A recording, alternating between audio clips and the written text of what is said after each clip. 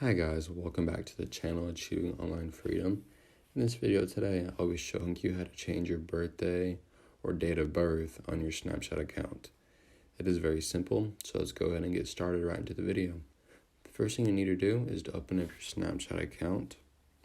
Once you have done this, you want to click on your Bitmoji in the top left corner.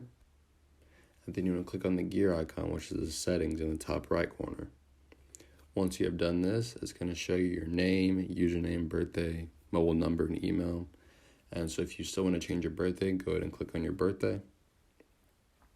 From here, all you need to do is click on your birthday and change it to whatever your birthday actually is. But choose carefully because your birthday can only be changed a certain amount of times. So once you hit that certain limit, it doesn't exactly say what the limit is, but once you hit it, you will no longer be able to change your birthday on your Snapchat account, so be careful of this. But I hope this video helped. If it did, please make sure to like and subscribe. It helps out the channel a lot, and I will see you in the next video.